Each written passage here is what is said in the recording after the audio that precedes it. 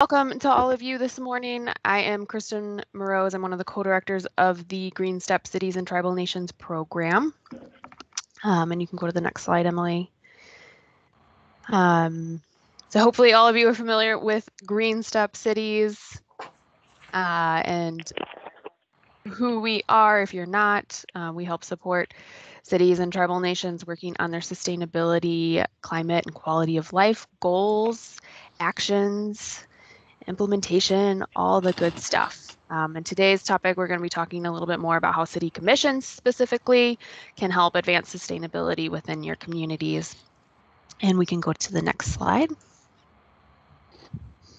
So we were going to start off everyone in some random breakout rooms. So just a quick couple minutes to check in, maybe say hello to a familiar face or get to know somebody new. So if you would, just introduce yourself and maybe who you're with, if it's a city or another partner. And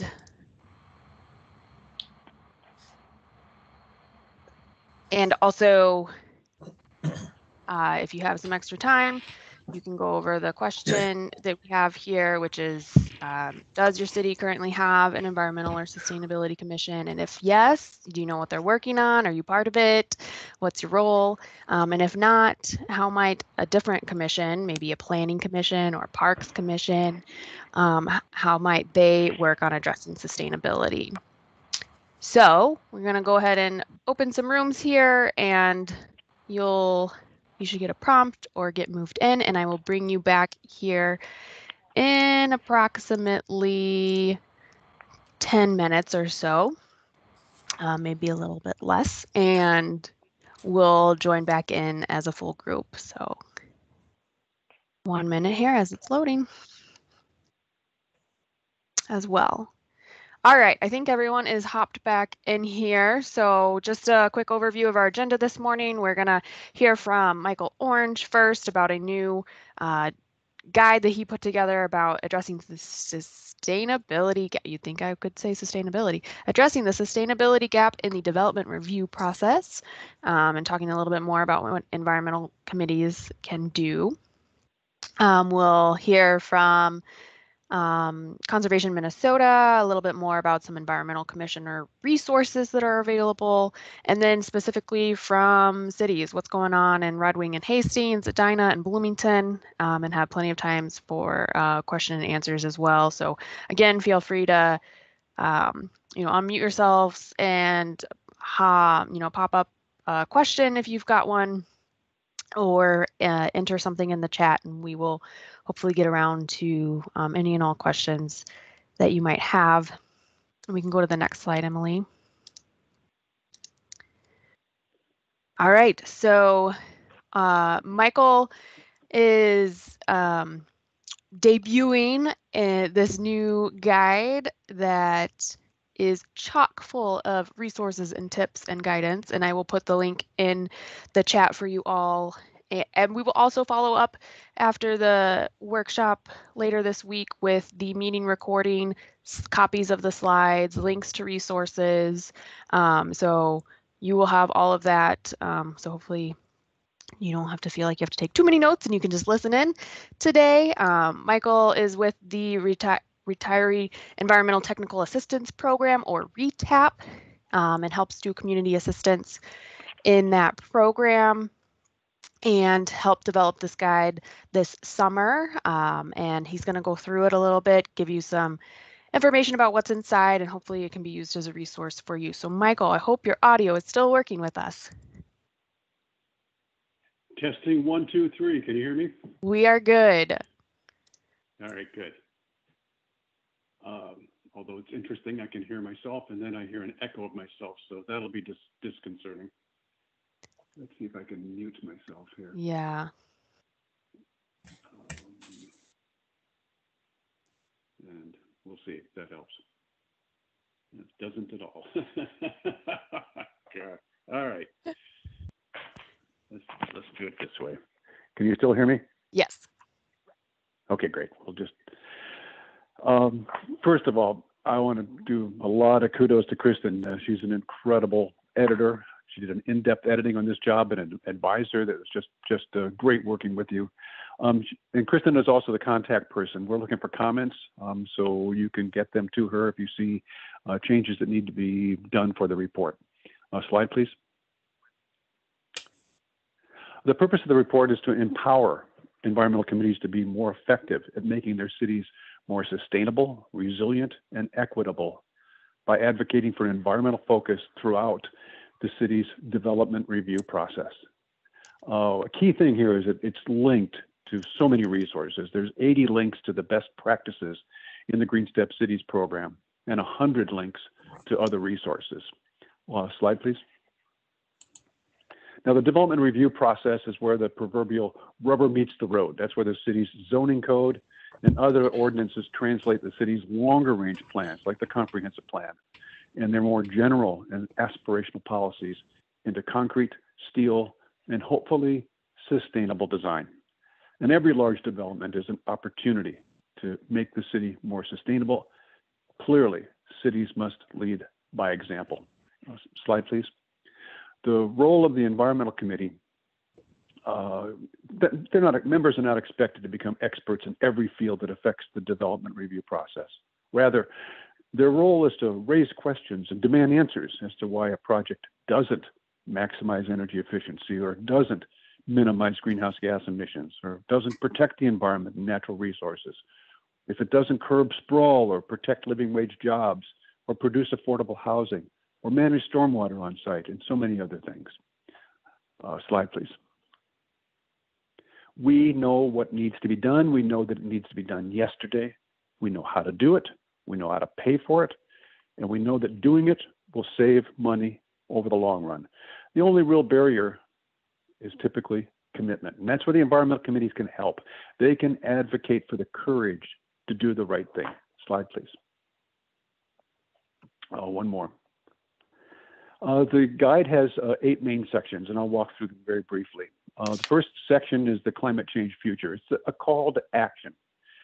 The chapter makes the case that swift action is needed. There's a lot of information there that committee members can use, cut and paste it when they make their reports to the planning commissions and city council. And it all calls for urgent change. Slide, please. Looking at what's going on in the state of Minnesota, we all are all familiar with the Next Generation Energy Act of 2007. It called for the state to have an 80% reduction in greenhouse gas emissions by the year 2050. The chart shows that the state is not on track to meet the goal. The goal is the green line, the blue is what is actually happening. However, in 2019, Governor Walz formed the Climate Change Sub-Cabinet and the Governor's Advisory Council, and they are together working to adopt a climate change framework. Slide, please. There's a lot going on, and it's happening in cities. More than 92% of Minnesotans live in cities and towns, and cities are the source for nearly 3/4 of the carbon dioxide generated from fossil fuels. Clearly, action at the local level is the best way to mitigate climate change, enhance sustainability and resiliency, and improve environmental justice. And the good news, over 140 city councils in the state have joined the incredible Minnesota Green Step Cities program. And there's no better source of help for cities anywhere in the country. Slide, please. The next section deals with the third E in sustainability, equity, and also deals with climate refugees. This chapter addresses equity and environmental justice issues and clearly points out that we're facing both an environmental and an equity crisis. Slide, please. This is a chart from Paul Krugman, the Nobel Award-winning economist. And he pointed out back in 2013 that the top 0.1% of households, that's the red line in the chart, has as much wealth as the bottom 90%, that's the blue line. And the trend, no doubt, has gotten much worse in the 8 years since then. And the pandemic has exacerbated the environmental and equity crisis. Historian Heather Cox Richardson summarized some of the profound effects of the pandemic. She wrote, By the end of 2020, more than 83 million Americans were having trouble meeting bills or buying food. And by January 2021, 30 to 40 million Americans were at risk of eviction because they could not make their rent payments. This crisis hit women and people of color the hardest because they tend to work in face-to-face jobs, which did not translate to remote work, and because the loss of childcare drove women out of the workforce. 39% of low-income households saw job losses early in the pandemic. That's the end of the quote. The guide also addresses the intersection of environmental degradation, housing segregation that resulted from our zoning codes, and systemic racism. Slide, please. The third section deals with environmental advocacy within the development review process. It basically gets to how to translate the more general and aspirational language of the city's comprehensive plan into change on the ground using the city's ordinances, especially the zoning code. Slide, please. Because zoning codes often lag behind the sustainability codes, it can be an uphill battle to make projects more consistent with those sustainability goals. Slide, please. The report also goes into the changes that have occurred because of the pandemic and in the climate, technology, and the economy. For example, shrinking disposable income for low and modest income people have led to a tremendous increase in remote shopping, and that has also led to an excess of retail space, the combination of those factors. There are profound changes in the types of jobs and great increases in remote employment, which results in reduced commuting and parking space demands. There's an accelerating transition to electrified transportation, which creates an exploding demand for recharging capabilities and the increased likelihood of power outages given our aging power grid. And there's land use implications as well from the preference for mixed-use developments, and especially from the growing need for affordable housing, which is typically provided in mixed income developments. Slide, please. The fourth section gets into what's going on. It talks about 20 state and local programs that can help cities establish and meet their sustainability goals. Environmental committees can use this extensive resource list to argue why and how the development should attain a sustainable design standard like the Minnesota SB 2030 Energy Standard, or the LEED certification, or the WELL Building Standard. It also lists the resources available to help finance a project, such as the state's Property Assessed Clean Energy Program, the PACE program. It's all there. All that's missing most times is the commitment. Slide, please. The fifth section gets into the toolbox. It's a primer on the development tools that cities use to ensure developments are consistent with their plans and codes. Throughout are scores of hyperlinks to the best practices in the Green Step Cities program. And here's a quick list. Siting structures. Committees should ask if the project is getting a public subsidy. Does it represent the highest and best use of the site? If not, why subsidize? Will the building contribute to the visual environment, for example, by supporting the street wall in a commercial corridor? Building reuse, adaptation, deconstruction. Here the PCA can help with building deconstruction. They've got a whole program of links. Sustainable design, there's a library of information on how to build sustainable buildings. Solar resources, greenhouse gas emission reduction strategies. It goes into electric vehicles. It includes a report that has a table that describes the standards for EV charging stations. Wildlife habitat is covered. Next slide, please. An important area is our CEPTED, which is crime prevention through environmental design, which also has an important feature with outdoor lighting. This is eyes on the street and avoiding the kind of lighting that's shown in that first image there of glaring light that creates dark spaces where bad things can happen. It also talks about equitable mobility. If infrastructure is built for the youngest and the oldest members of the community, everybody benefits. And of course, parking and travel demand management studies. These are studies that can allow a city to get around excessive parking requirements that are typical in zoning codes. And the graphic to the bottom there shows some parking lot design that includes naturalized drainage and a bioretention area, pervious paving, wheel stops instead of impervious curbing, and structural soils to foster tree health. It goes into landscape design, has a lot of links. The image on the upper right is about tree orientation that deals with shadows and wind. It shows the effects of tree shading during the hottest months of the summer, where you can use it to the greatest effect. Stormwater management, of course, is always an important area. And then economic impact studies, or studies that show whether a project will have an adverse impact on the community or whether the benefits of the development will outweigh the costs. And climate change is leading to more concerns about emergency management, and we deal with that as well. Cities should consider requiring larger multifamily commercial developments and public facilities be equipped with backup generators or solar systems with battery backups. Next slide, please. Chapters 6 and 7 provide detailed analyses of two actual projects. The first one is a site plan analysis for a proposed laundromat. And the project serves as an excellent example of a city planning commission that was steadfast in enforcing an important city plan to improve the design, even when the city's zoning code would have allowed the project as proposed.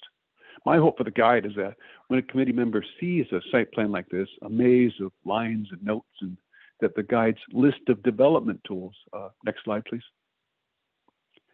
and its resource links provide a how-to manual for the evaluation. You can walk through this list that I covered, and in each case, there's links to the Green Step Cities program that can help you evaluate a project.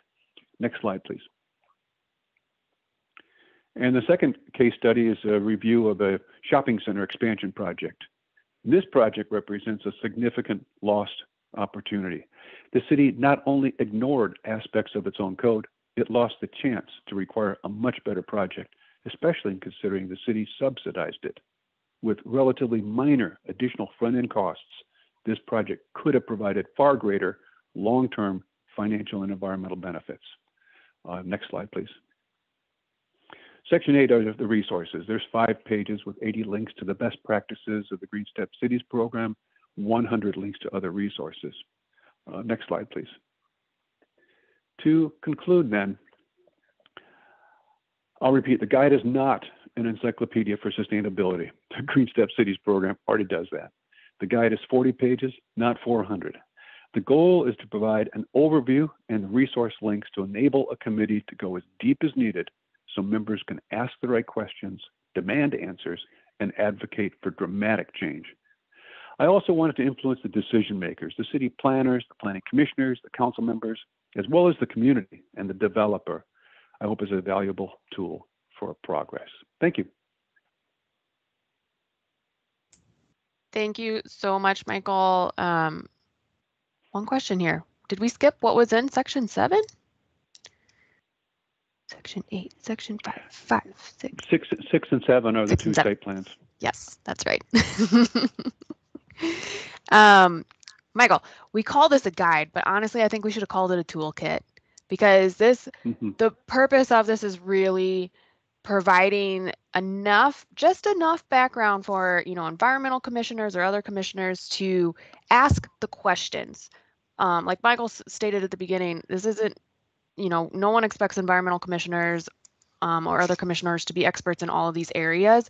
You just need to know what are the questions to ask and prompt in the development process and proposals happening at the city. So I definitely encourage you to take a look at the resources that exist in there and use it as a guide or a toolkit in the work that you're doing. I see a hand raised. I think it was from Beth. Yeah. Good morning. Thank you, Kristen, and thank you, Michael, for your work. And I believe you were probably the person that did our city emissions assessment a couple of years ago, unless there's another Michael Orange in the Twin Cities. But anyhow, Northfield. Yep. Sorry. So my question, this is very timely. I'm the staff liaison for our Environmental Quality Commission, and I manage our climate action plan. We have had let's call it a kerfuffle in the community lately around a proposed development project, and our Environmental Quality Commission is considered an advisory board to our city council. They had some strong opinions about the development and submitting comments. One of the challenge we've encountered is when is the appropriate time to submit comments to the Planning Commission or the City Council? We have a it's a reputation in the community that everybody wants to have their say and their input and be decision makers, but as an advisory group to council, they're not decision makers. And we've struggled with that. And I'm curious if you have any comments on that or if you've seen that in other places. These are fantastic tools, and I'm just trying to think about like when to apply them. Okay. Thank you, Beth. That's a great question. What city are you with? City of Northfield. Yes, I did it. Yes. Okay. First of all, there is a section in the report that talks about timing. And for a larger project, a wise developer, will be coming to the city early on rather than having a fully cooked project all set and drops off and says, okay, please approve. I'm waiting for your stamp. There's usually a visioning meeting with the city planning department in order to, see who's around the table, get some early impacts. That's the exact point that the Environmental Commission should be involved. Larger cities like Minneapolis, I worked for the city of Minneapolis for 30 years, has an official policy that a developer has to take an earlier development, a visioning basically process with the project out to the neighborhoods first. So the neighborhoods have a review process. Now, smaller cities may not have that, and that role instead falls on the environmental commissions. So it's extremely important that early on that a major developer finds out what's the ethic in this city. And if it's a strong comprehensive plan and a strong code and a strong environmental committee it's got some teeth, then they should know early on that this is the standard they're going to have to meet. Developers will deliver the project that the city, maybe the lowest common denominator that a city will allow. If it's a weak city, they'll come in with the fastest, lowest quality development so they can make their money and move on to the next project. But if they need to learn early on that no, there's a much higher standard here, and they will meet it. They'll deliver a higher quality product and still make money on it. But they need to know that early on. Does that help? Yes, I think so. I think it's going to take some convincing in a few areas that the QC should be involved in certain places, but yes. Well, if in the reverse case, if the project is fully developed and it's gone through the planning department and they've already done all the work and are ready to approve the thing and take it to the planning commission, and then, oh, by the way, we'll drop it by your environmental quality committee, then you've lost your teeth. You've lost your voice.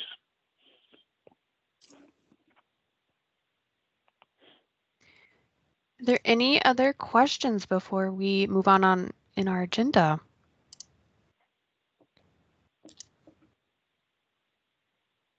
Okay, well, I'm sure more will pop up, so don't hesitate to drop anything in the chat as we go along here.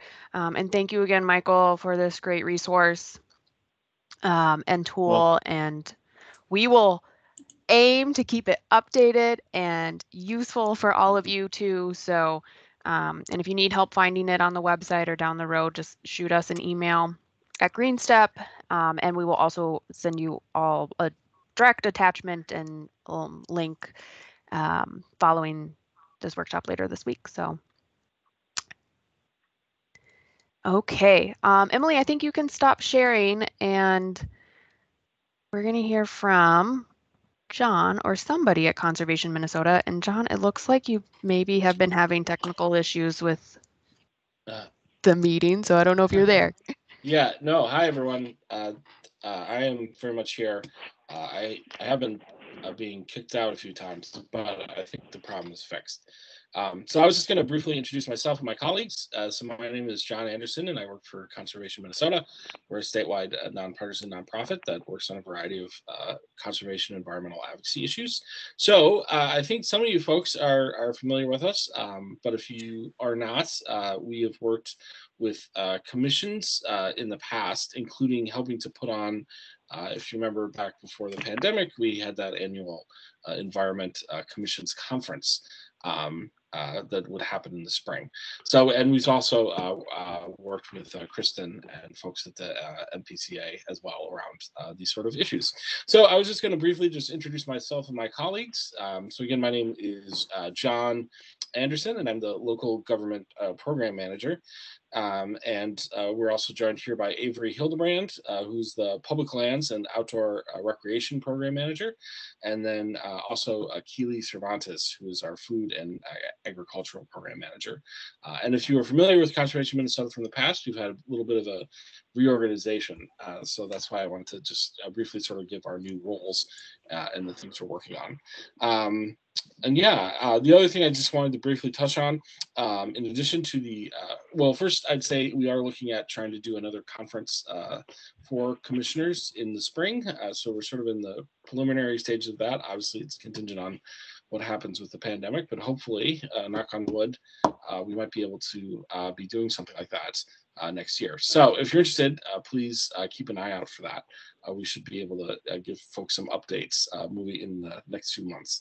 And then finally, I just wanted to let everyone know that there exists a listserv from a Google group we created of people involved in commissions. And it's a great opportunity. It's a great resource to do things like share successes and ask questions. And there's a lot of great people on there who have been working on these issues, and they can often have a lot of resources if their city or commission has already gone through some of that. So I think someone's vacuuming, so it might be a little loud. So I'll wrap that up. Anyway, thanks to everyone for coming, and we'll be sending out some information about the listserv after the event. Thank you, John. Thank you, Conservation Minnesota. We'll definitely be sure to share those resources with all of you following up as well. So stay tuned for more.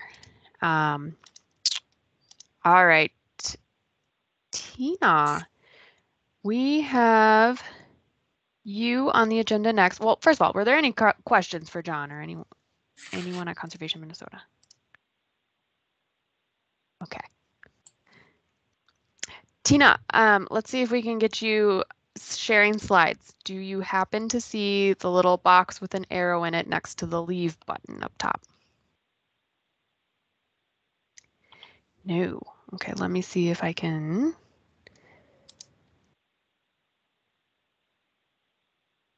No, we can't hear you either.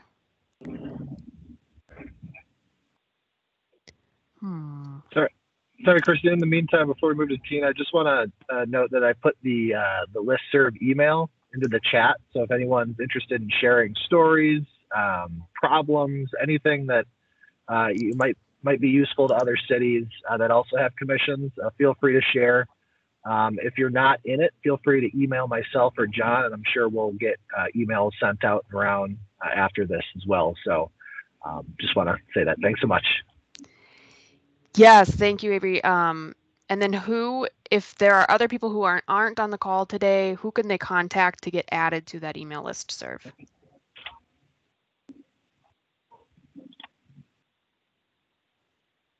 Oh, you got muted again.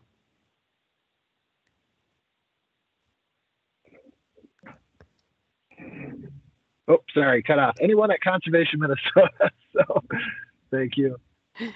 Perfect. Yep, we could definitely get you on there. So, okay, Tina, I can pull up your slides, but that doesn't fix the audio issue. Well, can you hear me now? Yes. Okay, that's through my phone. All right. All right. Sorry for the technical difficulties. We'll figure out how to make this work. I guess if you want to advance the slides for me, that would be great. I will do that. You just let me know. All righty. Well, hi, everyone. I'm Tina Folch, and I'm happy to be here today. Do you want to go to the next slide? Just real quick, what I was going to provide within this presentation is I'm going to give you a quick introduction about myself. And then I'm going to go into defining different kinds of advisory group options that are available to communities. I'll have 3 options there that are not-for-profit entities, task force, commissions, and then going into some of the general benefits of having a sustainability commission and some of the considerations that you should have as you're moving forward with formulation of it. So next slide. So a little bit about myself. Why was I asked to be here today? Well, 6 years ago, I made the transition from the state of Minnesota over to the city of Red Wing, and there I'm the contracts manager. I was asked if I would be interested in becoming the Sustainability Commission coordinator because I had background in leading green initiatives at my agency, which was the Department of Employment and Economic Development. And just very passionate about those types of topics. So I was the Sustainability Commission coordinator for 3 years, from about 2016 to 2019, and I continue to remain active in implementing sustainability-related issues within our city. And so why I was asked is because I have a unique perspective. On the right side, you'll see a picture from the city of Hastings. And if you look closely enough, if I had my own slide deck up there, I highlighted, where I am within those pictures. And so the right side is the city of Hastings. There I am a city council member, and I have been for the past 5 years. And I am a strong advocate for sustainability related issues such as renewable energy, moving forward with fleet conversion, to electric, things of that nature. So both cities have different angles on how it is that they take input from members of the community. And so I'm going to, discuss what those options are. Next. Thank you. So, there are benefits just in general of having advisory groups. For instance, the first is that, it provides in-depth examination of issues through a sustainability lens. We often have, development projects, perhaps staff are hoping to do some programming, and it would be really, it's wonderful, to have that focus just being through that sustainability lens about how it is projects can be improved, or perhaps even, community partners that can be brought in. Secondly, they can bring, a broad range of ideas and expertise to public decision making that might get missed otherwise. They assist in the resolution of conflicts. If there are programs locally that have different stakeholder groups, at odds, they can help make recommendations to the city council. And then last, they provide a wonderful training opportunity for emerging or new leaders within a community. And then they bring with, those new leaders bring with them, some expertise in sustainability, which is terrific. Next slide, please. So I'm going to break it into 3 basic groups that you can look at as being advisory groups. The first being non-affiliated, non-for-profit groups. Secondly, a task force, and then third, commissions. So I'm going to go into a little detail about each of these. Next slide, please. So not-for-profit groups, we all have them and they serve us well. But their primary role really from city input standpoint is that they help provide comments at public forums. They could be bringing forward requests for local projects or modifications to ones that are going on, or you can always ask those folks to be incorporated in the long-term strategic planning efforts for your community. They are such experts in their area. So the benefits are, they can conduct local fundraising for projects, or they can plan independent events and go ahead with leading the implementation of them.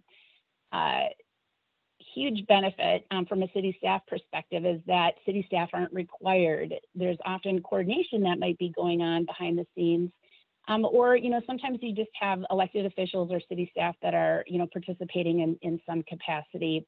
So that so you do get some of that integration, but the biggest drawback here is that cities do not regularly approach the group for feedback as projects are coming forward. They're not asking for that sustainability related lens to be used. Next option, or the next slide, please. So option 2 is a task force.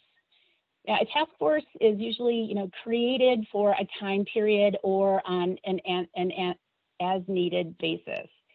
And these are appointed representatives who will have a lot of expertise or knowledge area.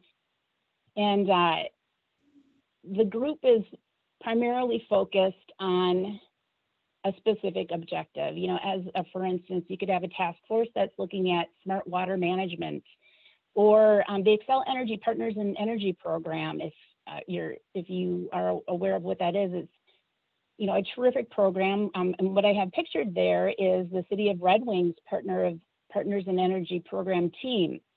And so the City Council had actually delegated this to the Sustainability Commission, and the Sustainability Commission then created this group or task force to take on, you know, planning around that initiative.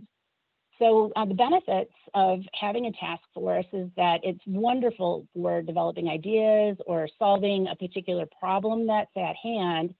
But again, it does have drawbacks where it's limited in scope and duration. And so what's happening is that the task force will be coming up with limited scope recommendations for the City Council to take into consideration and adopt.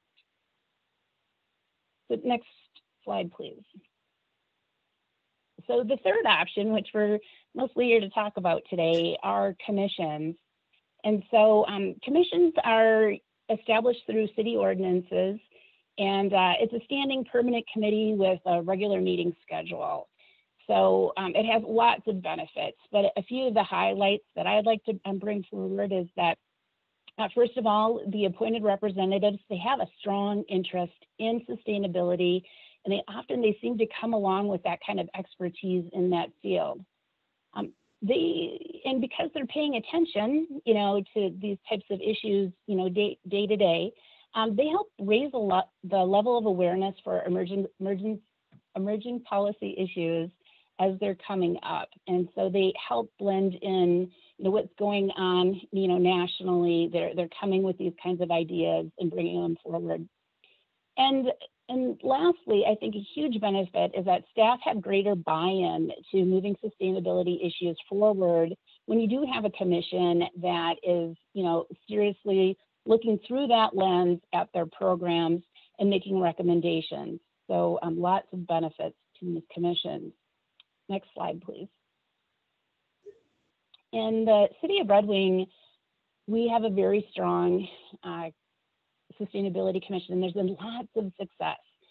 For instance, in some quick bullet points, we're a Step 5 Green Step City.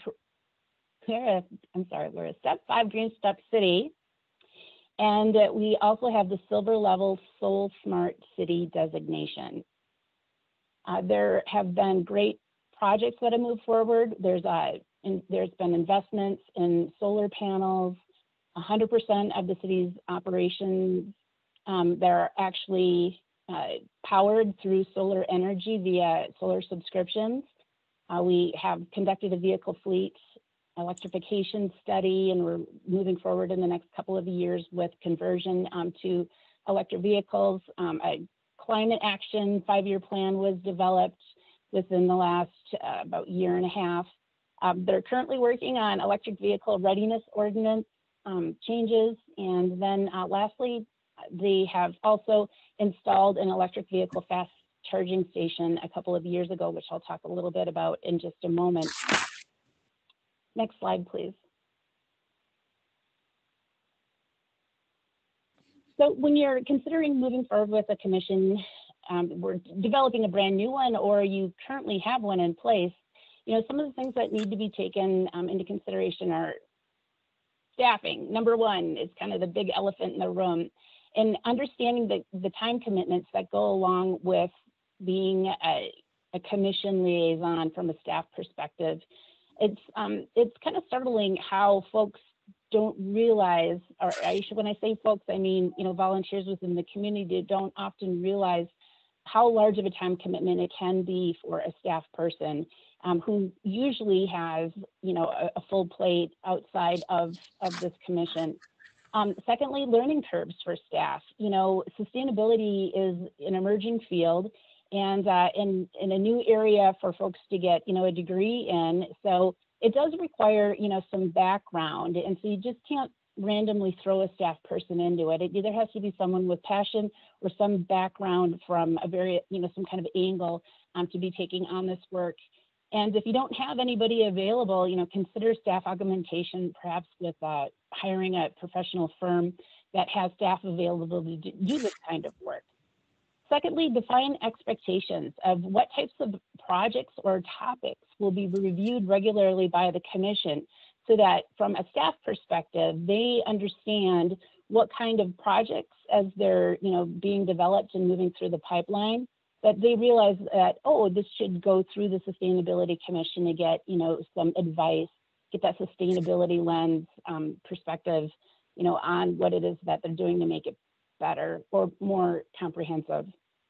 And then third, I have here, create a work plan.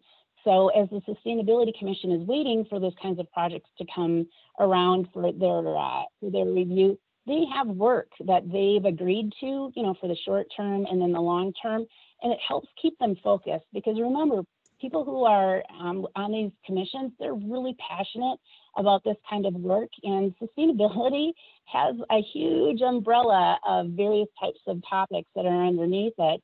And so you really have to give this group some focus so that they can be effective in moving their projects forward. And then just a few other commission considerations. Number 4, set aside a little money for programming. So as like Earth Week comes up as a for instance, so that perhaps the commission can do some printing of local flyers or something of that, just so that they have some money to be able to do programming as it comes up. And 5, provide structure for the roles and responsibilities between commission liaisons and volunteer members. Folks who come in as volunteers, again, they're very passionate, but they do need to understand what's their role as a volunteer and what's the role of staff and how is it that you effectively work together.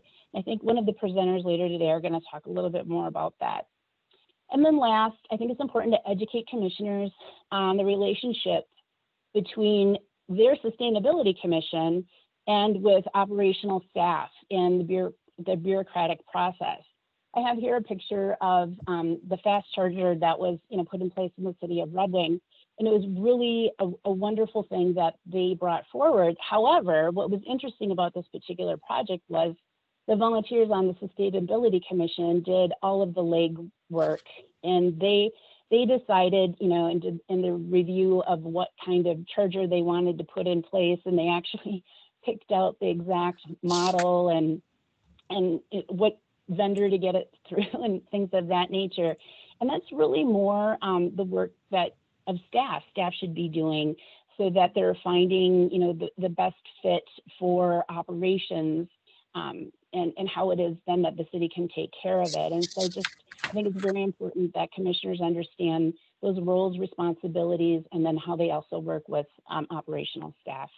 And then lastly, just for them about the bureaucratic processes, to realize things don't happen overnight at the city level. Just reminding them to have, patience with how the review process goes forward, that their recommendations, and that they have to be, thinking sometimes longer term in working with city budgets and getting things implemented. So next slide. So that was a quick overview, just to give you a taste of things to take into consideration. The city of Hastings doesn't have a sustainability commission. We only utilize the first option, which was seeking advice from community members through nonprofits.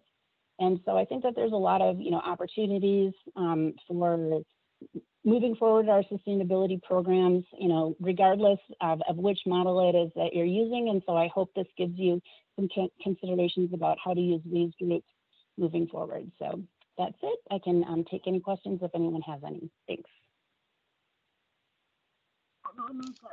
Thank you, Tina, so much for that overview. That's some really great information that hopefully we will share.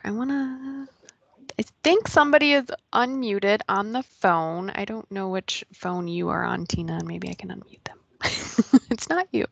What's the last 4 digits of your phone number, Tina? My phone number is 0652. Okay. All Are there any questions for Tina about Red Wing or Hastings before we move on? And feel free to utilize the chat or unmute yourself, raise your hand, any of those options. I'm interested, Tina, as you're on the city council in Hastings, and also with your work in Red Wing, how to look at leveraging county resources to help advance sustainability initiatives within your city. I know there was some of the federal money coming through, maybe some new federal infrastructure dollars, and so either in Hastings or Red Wing, are you guys trying to sync up city and county resources to get these things done?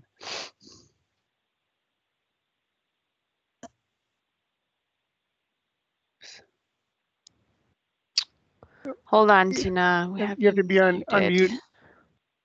Okay, there we go. All right. Yep. Managing different sound systems here. I would say that in the city of Hastings, they're not working at with the county on sustainability related issues necessarily. There is some collaboration moving forward in Dakota County providing an incentive to the city of Hastings because of the best practices that we're following for waste management. So that's one way that they're moving together, and then the city will be doing additional programming about doing better in regards to waste management, recycling, things of that nature, but not holistically working together. And then in the city of Red Wing, I can't think necessarily of any sustainability related projects that are moving forward in conjunction with the county, other than there has been work together in regards to waste management, which gets a little bit more complicated because it's a unique city where there's actually a solid waste facility. But you're right. I think that there could be possible collaboration in the future. That's why it takes all sorts of different perspectives, and you get that sustainability lens about how folks can work together. So thank you for bringing that up.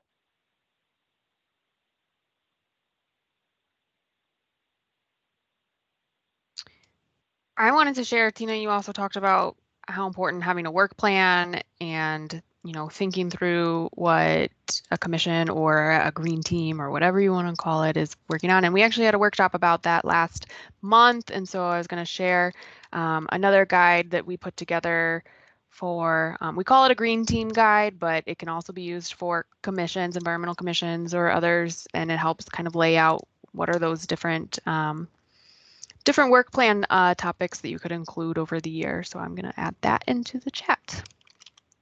Terrific. Yeah, a lot of these areas you could go on to great length if you really had the time. All right. Well, great. If there's nothing else, thanks so much for having me. I hope that quick overview was beneficial for some folks. Thank you so much for joining us. And Emily, I think we can go ahead and share slides. There we go. So good morning, everybody. I'm Carolyn Jackson. I'm a city council member in the city of Edina. Before serving on the city council, I was chair of our Energy and Environment Commission. I have to say, this is such energizing work. I love Michael's directory. I'd have given my right arm for that when I started. I'm so excited to see this coming in. I'm really pleased that the joint commission meeting is going forward in 2022. I've participated in that, and it's a lot of fun. And Tina, boy, what a great lead into my discussion. So everything you said rings completely true with my experience at the city of Edina. So in Edina, environmental concerns are probably one of the top values. In fact, they're definitely one of the top values. Education and the environment are hand in hand in our city. So we've got a lot of interest, a lot of energy, but what we found in the course of creating our commission is burnout over time. So what we've done and what I did as chair was trying to figure out how to channel that. So that's the intro. So now next slide. So greenhouse gas reduction is a huge issue, right? It's just so complicated, and there's so many resources out there. So we tried to figure out how to channel all this energy to be effective. So we started with our goals. What are our greenhouse gas reduction goals? And then where are we now? And measurement is a really big part of everything that we do. You can't control an issue if you can't measure it. And then we found that the big issue is who's responsible for addressing a certain issue. And that was a big part of our Partners in Energy process, that we looked at all of that. And then what are the specific actions we can take as a commission moving forward? So next slide, please. I want to pause, Tammy. I see Sure. your hand is raised. I just want to make sure everyone can see the slides and hear okay. Okay. And Tammy, did you have a question real quick? No. Okay. Sounds good. Thank you sorry for interrupting. Great. Thank you. So in Edina, we are, as all cities are, subject to the Minnesota's Next Generation Act, and we all are familiar with these goals: 15% by 2015, 30% by 2025, 80% by 2050. We're also in Hennepin County, and with their recent climate action plan, these goals have become stronger. So 45% reduction by 2030 and net zero emissions by 2050. So these are really big goals. Our city was shocked into action in 2015 when the state did not meet its greenhouse gas reduction goals. And we really started saying, how can we use our energy more efficiently and really make a difference? So next slide, please. We said, everybody step forward. How can we do our part? So that's me. Our Rotary Club planted a tree, and we all want to do something, but we want to make sure that what we're doing is effective and we don't hit that burnout level of where we spin our wheels and not see any progress. So next slide, please. This is what sort of my framework for looking at how city environmental commissions can put those expectations together and then also fill their work plan. So really 4 steps: measure, where are we at? Organize, where do our problems fit in the overall picture? Make an action plan or a work plan, and then take action. Next slide, please. So measure. This is a baseline value that we use, and it's really helpful to know where we can make an impact. So next slide, please. There are 2 measurement tools, or one's a tool and one's a resource. I would add the Green Step Cities guide that Michael's put together. I think that's so exciting. But the regional indicators, if you're not familiar with this is a private organization. It takes data from about 100 cities, and it has a lot of data tools. So you can really play around with different things, and it has measurements on greenhouse gas emissions, energy, water, travel, waste, and costs for each of these 100 cities. And it's just a fantastic tool. Every year, the Minnesota Pollution Control Agency reports to the legislature on where we are in the greenhouse gas emissions for the state. And this is a really useful resource to get a big picture. So next slide, please. This is the wedge tool that's on. This is what the website looks like for the regional indicators. And this is the wedge tool. So you can see where's the goal and where are we headed, we're projected, and where do we need to work. Next slide, please. This is the one that, well, I guess these are the different sources. There's also a tool that shows who has control over things, but you can sort of see where's the source of our greenhouse gas emissions. We want to probably put most time and effort into energy, but travel is important, and waste is also a factor in Edina. And each city is different on this. Next slide, please. This is actually from the 2021 report to the legislature that shows the progress we're making in the state. And I love this chart. You can see the industrial, residential, and commercial are all increasing in greenhouse gas emissions. And that's where cities can make a difference. And so this really highlights the urgency and importance of the work that we do. Next slide, please. So organize.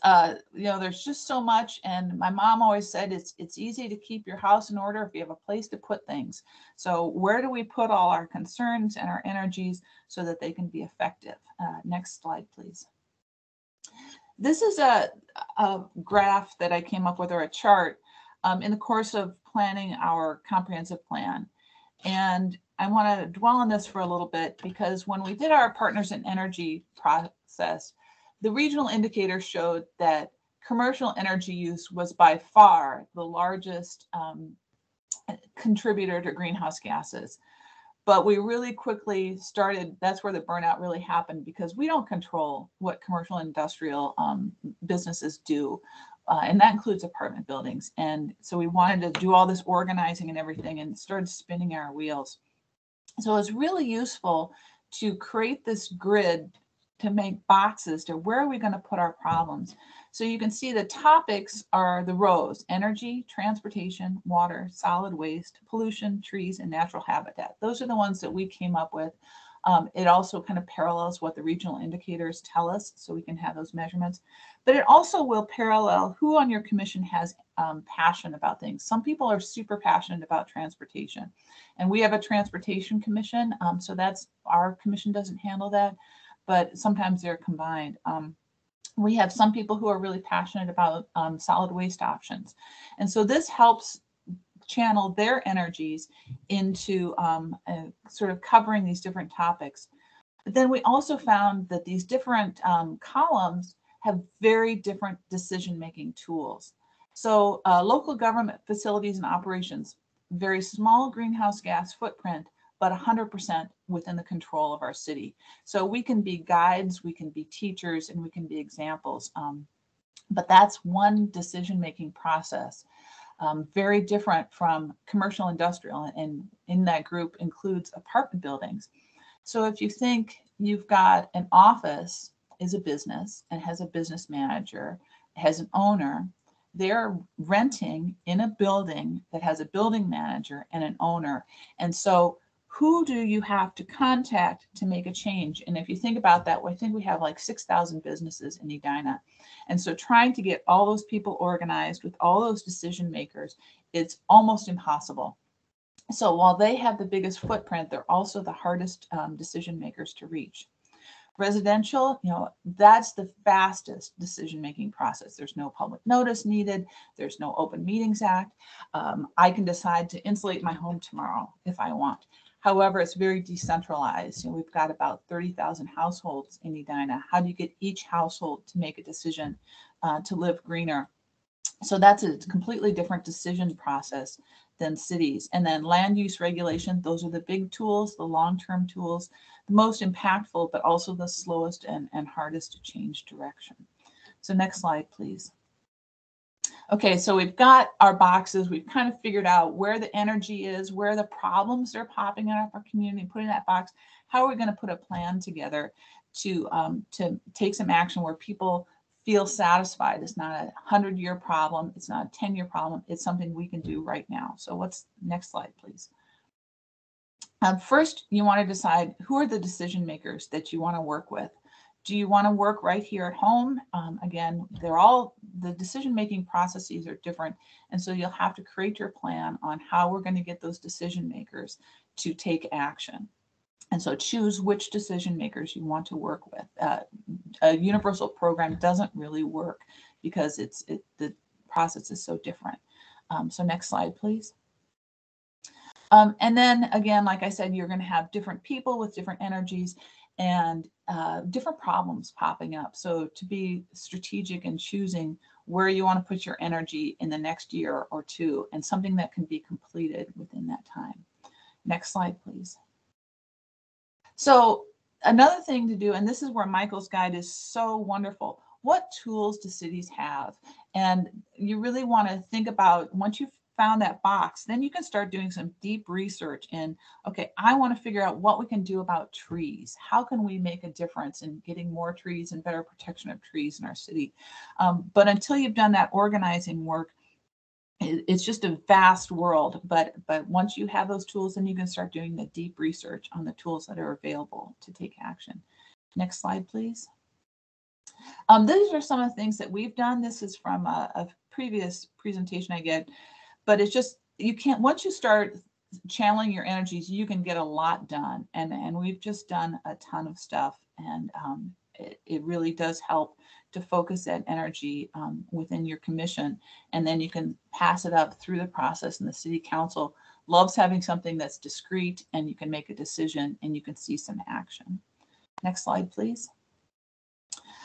Some of the resources that are out there, I think we've covered a lot of that, but if you're in Excel's service area, please look into their Partners in Energy program. It is fantastic. It starts out with an organizational element, but then the ongoing resources are really useful. So once you start hitting a bump in the road or lose energy, they're there to guide you. They also come with resources with some money and some staffing help.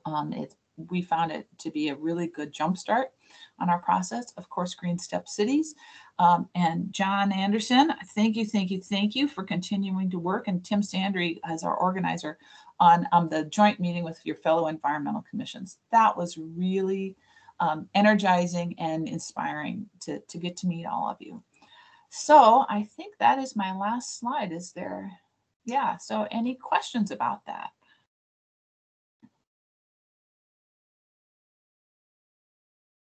Thank you for this presentation. This is great. I love how you organized it into, kind of going through the steps and thinking about how the sustainability work gets done in the city. I'm not seeing any questions that weren't addressed.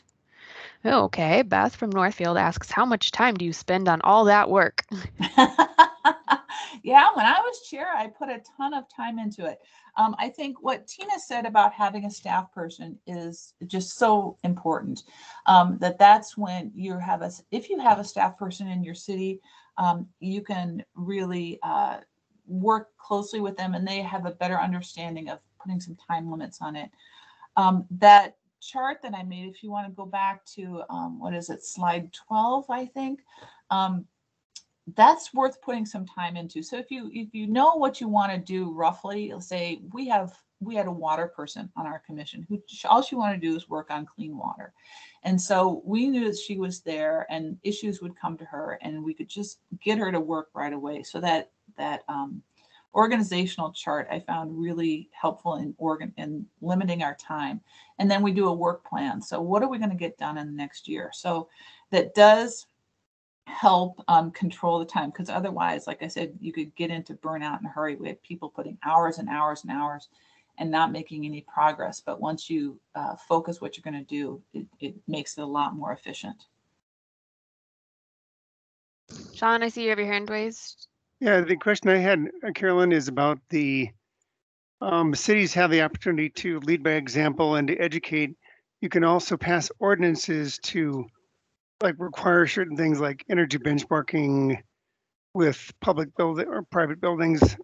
So perhaps is it good to start with ordinances because then they can start making an impact and then move into the kind of the voluntary action education, or kind of both simultaneous? Well, I think it really depends on who's on your commission and what the problem is in your community. We were spending a lot of time on education, and that was a really not a low return activity. We had the same people coming every year to our educational events. So I think, but passing an ordinance is a really big deal. We passed a large building energy efficiency benchmarking ordinance. That took us 2 years to do. We worked with Hennepin County. It took a lot of resources.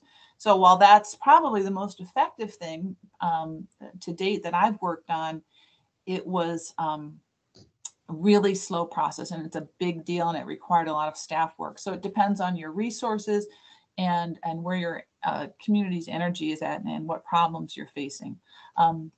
You know, the City of Marshall does a great green business recognition program. We followed what they did. They were much more successful than we are because they had a more organized downtown and decision maker. So it really, I don't think there's a order that anybody needs to go in, and that's why you just got to figure out what's going on in your community. I see a question here from Heather. Can you comment on whether cities, or maybe your city, typically has staff develop the work plan, or are the commissioners coming together to develop that work plan? So we have a sustainability coordinator. She creates her own work plan for what she wants to accomplish in the year. The commission creates their work plan, and the the staff person guides that. So, for instance, we have 7 items on our work plan coming up for the next year, but a couple of them are just real fast reviews of stuff we've done in the past. So each commission does do its own work plan. The city of Edina has worked really hard to professionalize our commissions. So we have a process for doing that, but for sure you can do it on your own as a commission. We take 3 months to do it. So it's a long process, but 3 meetings starting, it must be July, August, and September. We create our work plan for the following year. And if anyone else who's a staff liaison or a commissioner on the call wants to chime in with what you do in your city, feel free to add that in the chat too. And Gary, I see your question about plastic bags. So that's another one. Anyone can chime in on the chat. I haven't heard of much around that lately other than Minneapolis. And we can circle back maybe during some Q&A time at the end of the workshop too. So, all right, I think that's all we have for you, council members. So great, thank you so much. Thank you for joining us. And next up we have Tim Sandry, Commissioner with the Sustainability Commission in the City of Bloomington.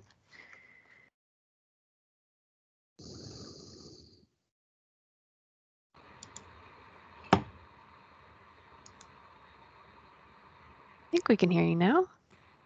There we go. Yep.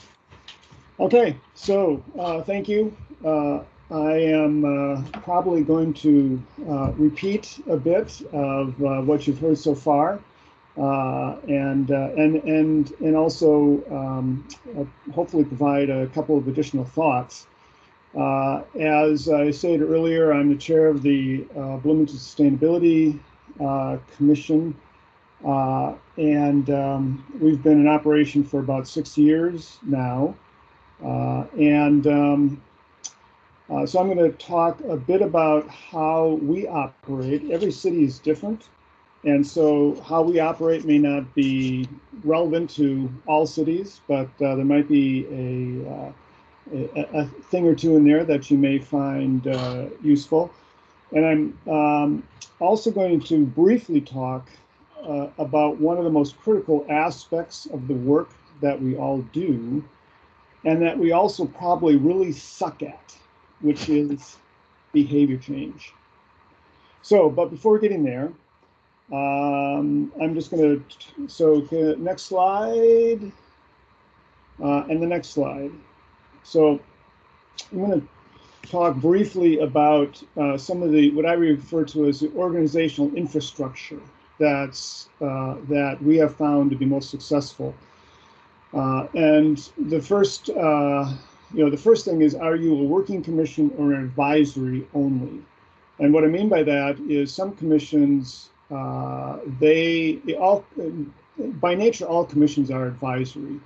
The commissions cannot make policy, enforce policy. They can recommend to city council, and the city council decides what to do from there. A working commission, I consider those to be commissions that not only advise city council, but get out in the community and actually do work. They are at farmers markets. They speak at the Rotary Club. They have events. They organize events. Those sorts of things. So one of the things that you need to decide for your commission: are you going to be advisory only or working? Working is a lot more work because you're much more involved. And then, of course, how many members? We have 7. That seems to be about the right amount. More than that, I think it's to be too unwieldy. Less than that, you get burnout.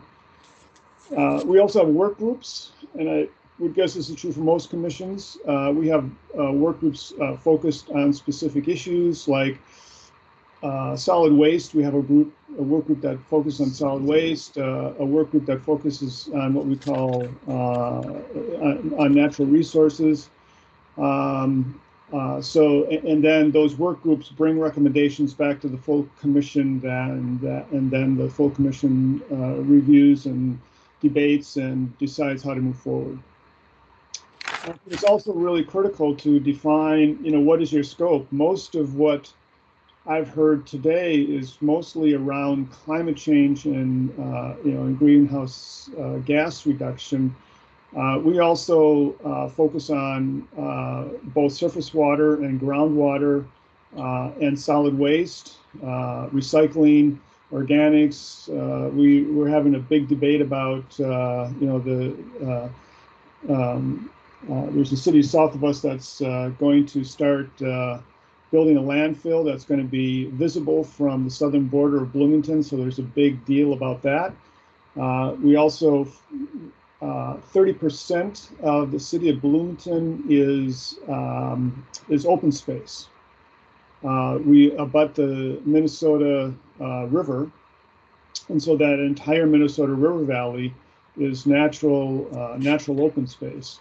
And we have a lot of other areas that are natural open space. So we focus a fair amount of effort on how do we protect and preserve those natural open spaces, especially from invasive species and so on. There's been some discussion about staff support, and there's been conversation about a staff liaison. We find that the staff liaison is essential. And it's important where that staff liaison reports into. The higher up in the organization that the staff liaison reports into, the better, because the staff liaison is going, so, this sustainability stuff, it really touches most all areas of a city. And so all sorts of city departments get involved. And so you need to have a strong person who can go and get those resources.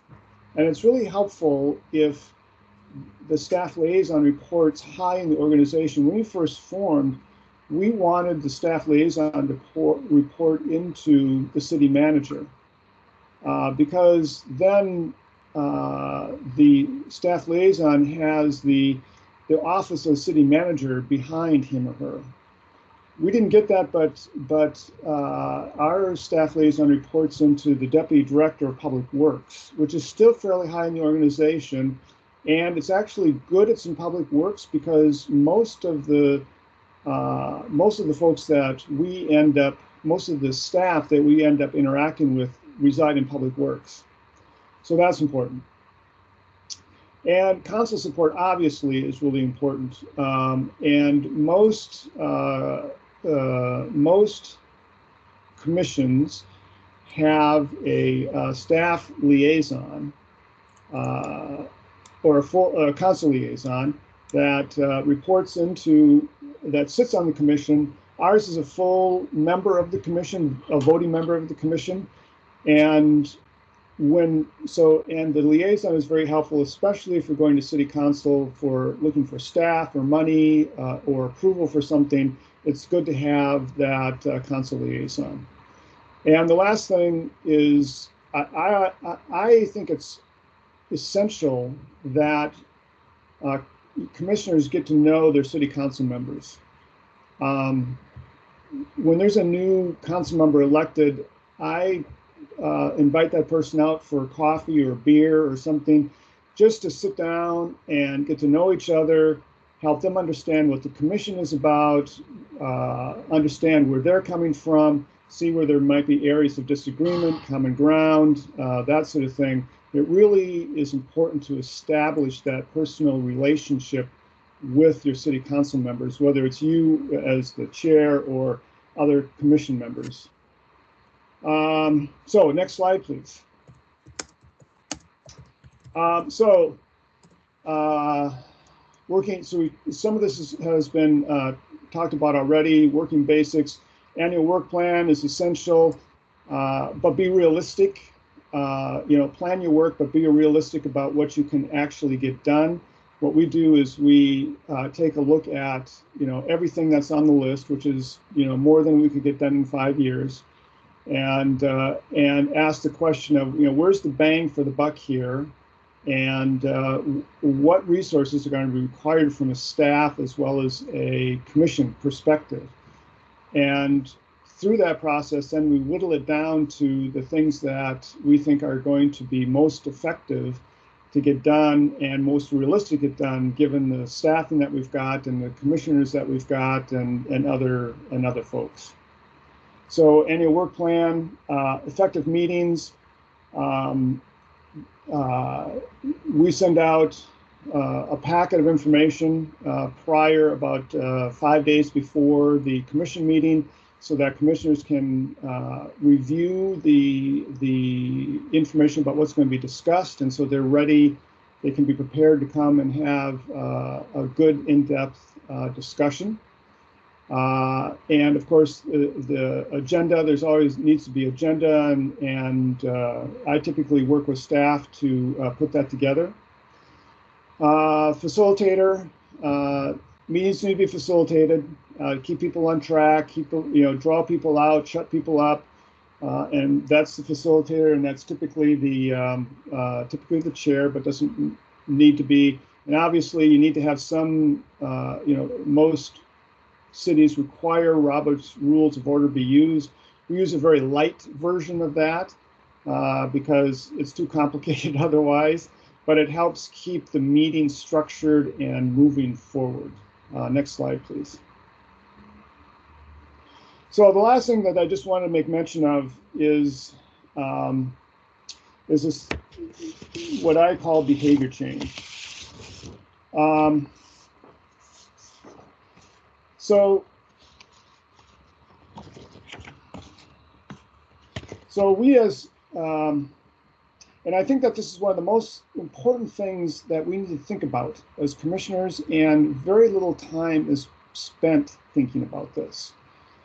What we want is we want our businesses and residents in our cities to live their lives as sustainably as possible.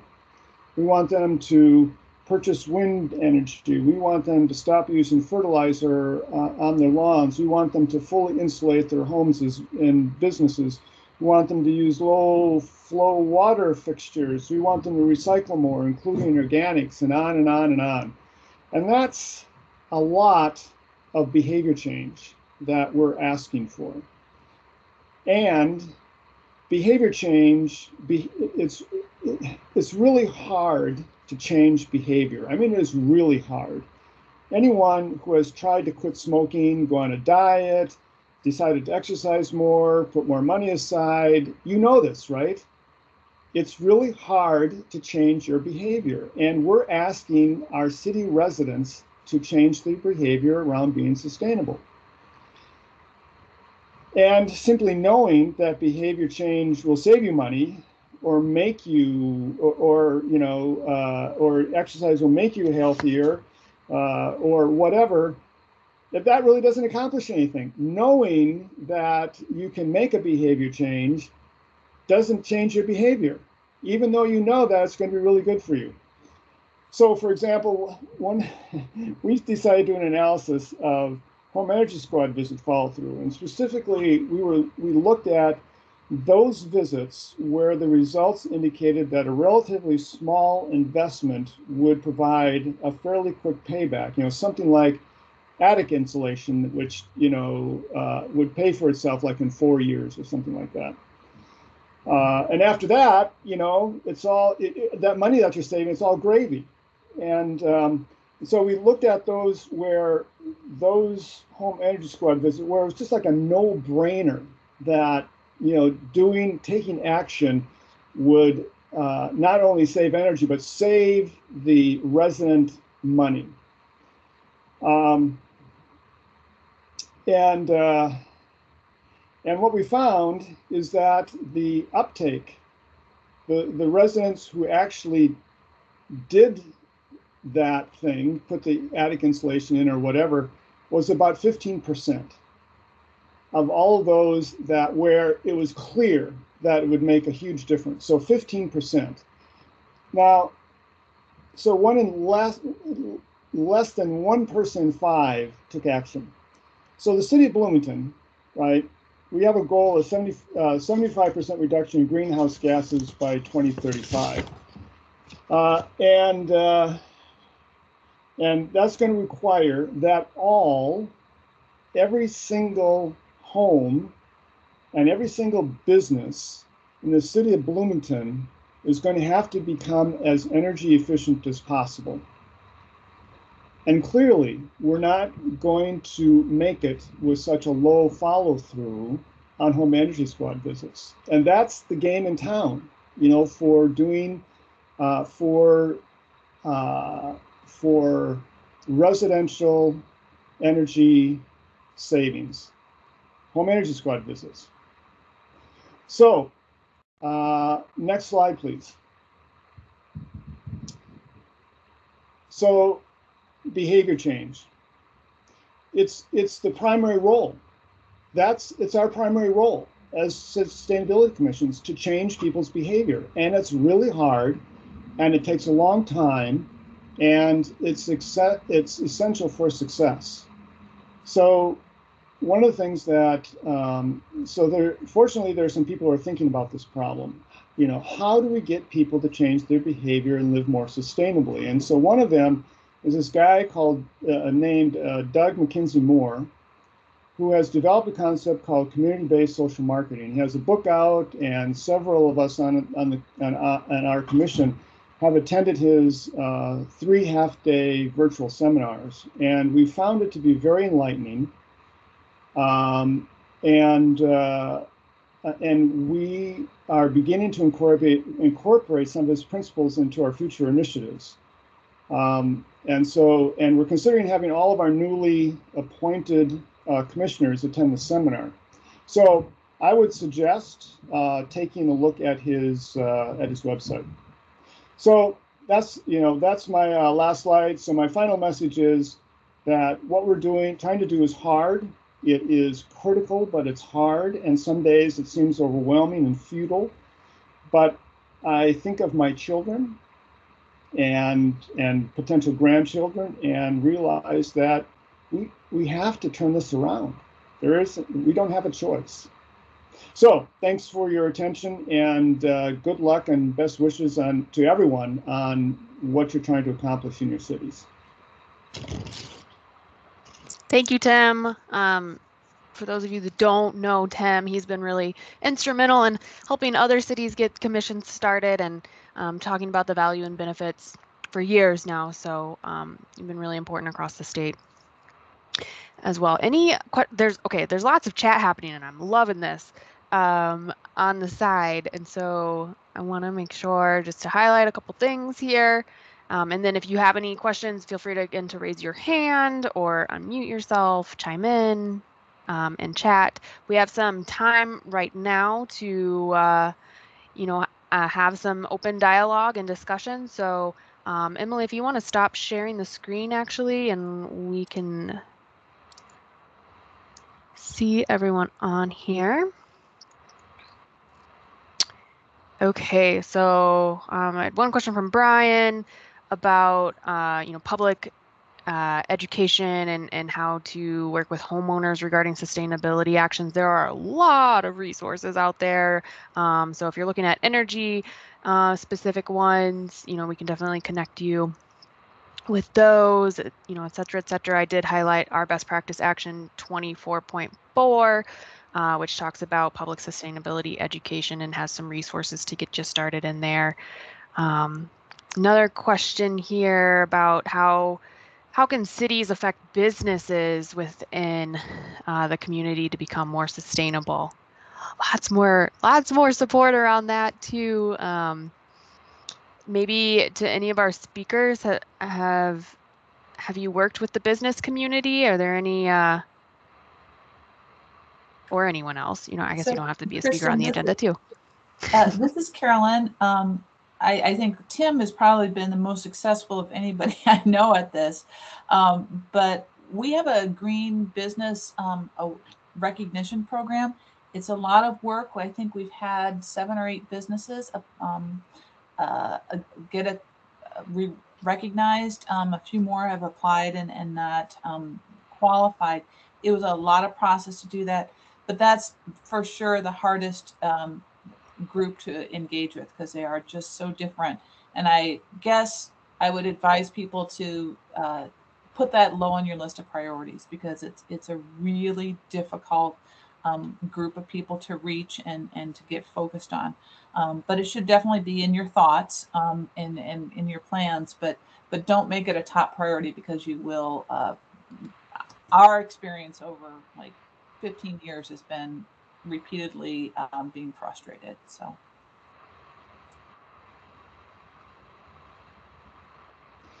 Yeah, I would say I would agree that that businesses are it's really difficult to, and one of the big issues is, especially for smaller businesses, is who owns the building.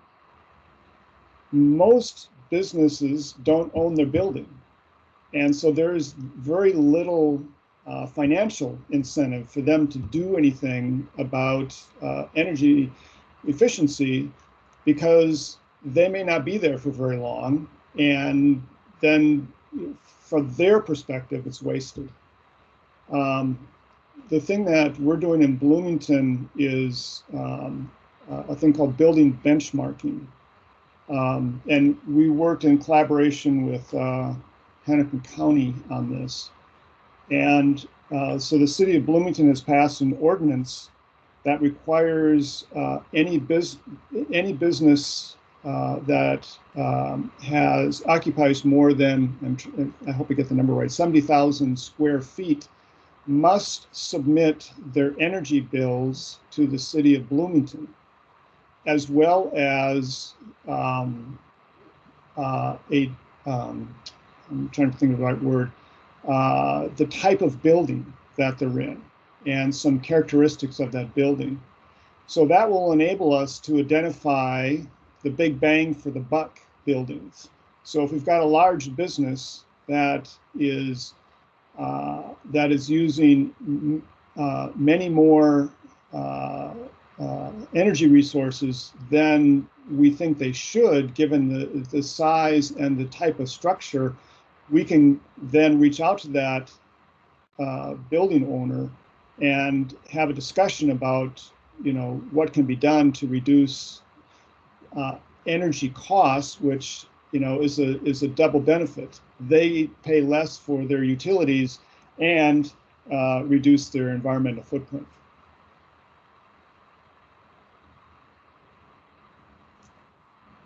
Awesome, thank you. Any other questions or things that you're working on in your city that you're, maybe struggling with or want support on? Open time.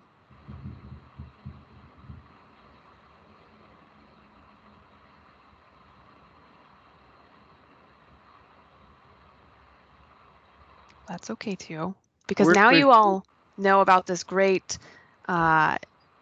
email listserv for commissioners that you can chat on at any time. Sean, I was going to, you want to introduce yourself? Okay. I know we don't have you on the agenda. Okay. And Emily, maybe you can pull up the slide again because it talks about best practice 24 a little bit more. Hello, everybody. I'm the best practice advisor for best practice 24. And one of the ways we're helping to move that forward is mentoring new sustainability commissions. We have some folks joining us from Maple Grove today who are going to be forming a new sustainability commission. So we're going to connect you with Tim Sandry on that. The other way I feel like we'll be able to really get momentum is helping cities team up by county so that you're not working on this by yourself and you can try to marshal county resources like the Efficient Buildings Collaborative with Hennepin County. So I'll put my info in the chat box, and if any of you would like to connect with me on strengthening your commission, I'm happy to come out and meet with you in person or on Zoom. And then we'll be connecting folks up by county to be able to get more momentum during the climate summit with the United Nations. Awesome, thank you. So on the slide here, you'll see we like to kind of wrap things up with actions that are related to our particular workshop topic. Best practice action in 24.1 in the Green Step Cities website is all about city commissions and committees leading, and so there's some great resources. You'll see Sean's contact information in there as well. But really, commissions and commissioners work on all of the Green Step best practice actions, so there are over 180 for you to look at and peruse at any time. All right, did I no hands? Carolyn, yep. Yeah, I'm sorry you're wrapping up, but I Nope. just wanted you to mention the listserv and how important that is. When Tim talked about getting people motivated to act, competition is a really big motivator. So think about inviting your neighboring communities to compete with who can get the most home energy squad visits, who can get the most sign up for WindSource. Any kind of thing that you want to do, if you add a competition with a neighboring city or cities, that's a really good motivator, and that list is going to be really powerful for making that happen. That's a great idea. Gary, I know you had a question on here about plastic bags. This is a tough one in Minnesota, but things are happening. Is anyone on a commission or staff that's working on this? Want to speak to that at all?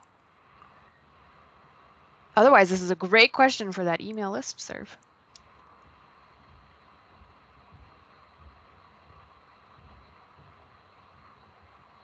Maybe not today.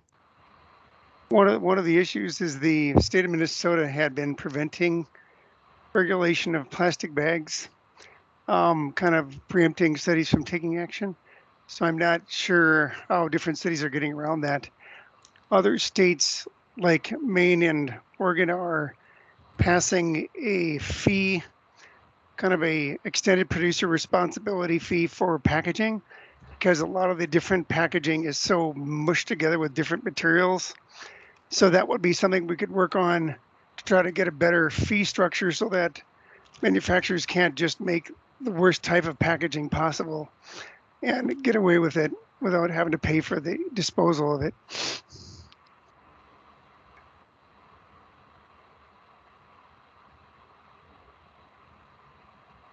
A couple comments and questions about home energy squad visits. Does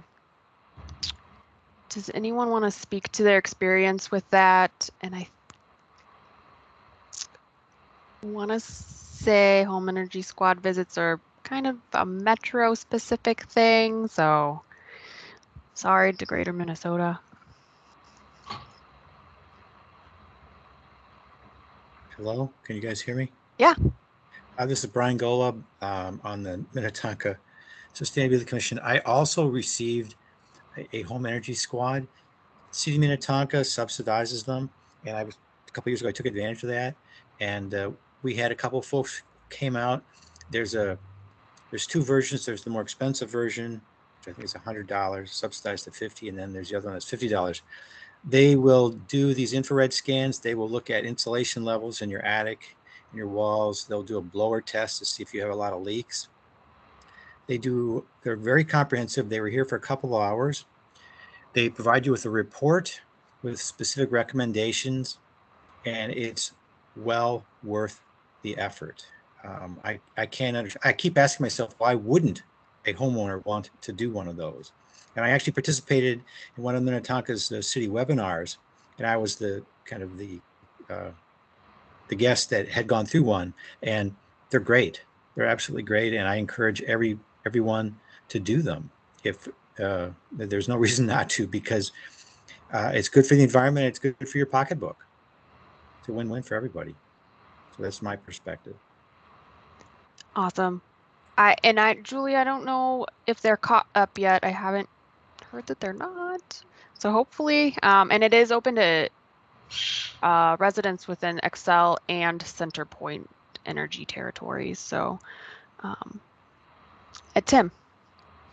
Yeah, just to follow up on that, one of the things that, in addition to the business benchmarking ordinance, we worked with, I think it was CEE, to develop, and they're working with a number of organizations, number of commissions on this, I think, or a number of cities, is a time of sale, addition to the time of sale inspection that includes home energy squad visit type of things, so that when the potential buyer sees the truth in what do you call that? Truth in Sale of housing, truth in sale of housing document will also include how much insulation is there in the attic, and comments about the windows, and is there insulation in the walls, and that sort of thing. And so essentially every home that gets sold in Bloomington is going to have essentially a home energy squad visit, although it's done by the Bloomington housing inspector instead of CE. So it's something that other cities might think about doing, because it provides the existing and new homeowner with information that could spur them to action. So if you find out that the energy bills are really high and there's no attic insulation, you know immediately that when you move in, one of the first things you probably want to do is get some insulation in your attic. So I just, that might be something other cities might be interested in looking at as well.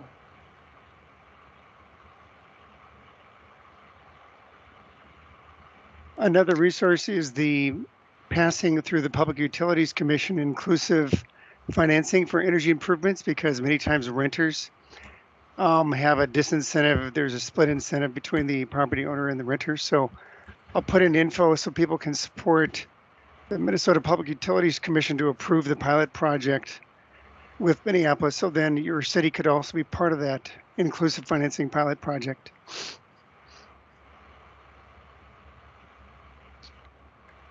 Well, everyone, I want to thank our speakers today, and please, continue chatting on the side as well. There is no shortage of ideas, but there's also no shortage of resources and support out there to help you, implement and do these things. So good luck to all of you with commissions who are currently, active, or maybe maybe your city is thinking about starting something, and all of the work that you're doing.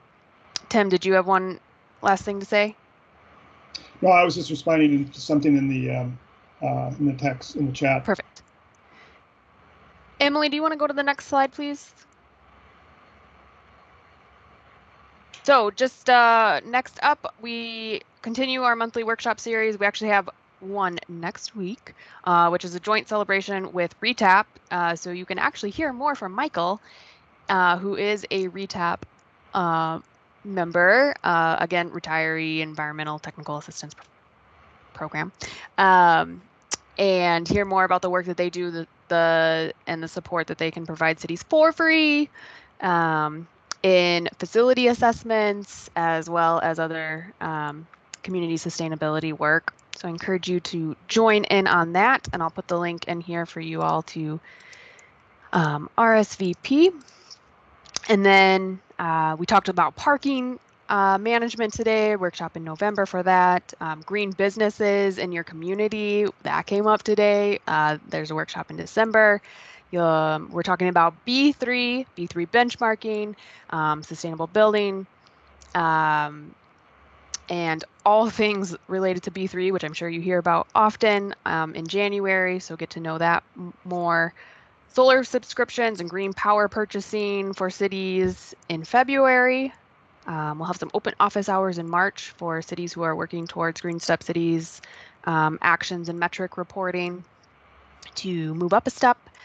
And then finally, in April, compost and yard waste programs, and maybe, hopefully, an actual in-person tour as a part of that as well. So again, thank you everyone for your time today. Thank you to our speakers who shared with us, and for everyone who join to watch along. We will follow up with an email to you all, again, with the workshop recording, slides, contact information, links to resources, and all that good stuff. So you will have that, especially the email listserv